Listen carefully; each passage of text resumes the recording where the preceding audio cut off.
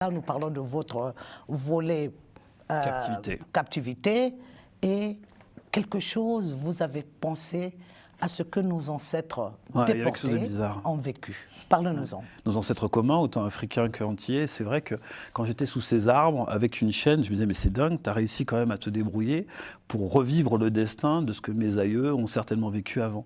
Et il y avait quelque chose, enfin la chaîne était un vrai problème pour moi. Et il y a eu plusieurs fois des tensions, des tiraillements avec eux, parce que le soir, quand le soleil se couche, vers 17h30, ils viennent et puis ils nous balancent les clés. Et on est libre la journée, et puis on est censé prendre nos chaînes et se la mettre autour de la cheville. Et c'était pour moi impossible, j'en étais incapable. Kunta Kinte des temps modernes. Je ne sais pas, mais en tout cas, voilà, j'en étais incapable.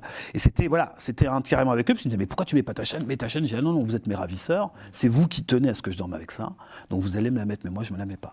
Par contre, le matin, quand ils nous balançaient les clés pour nous délivrer, j'avais aucun problème à me délivrer. Mais m'enchaîner, ça m'était impossible.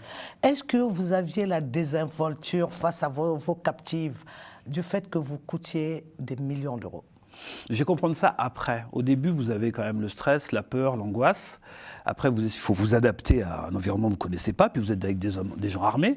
Et moi, je pense que je commence à avoir une certaine connaissance de ce qui m'arrive et de la situation un an après mon enlèvement.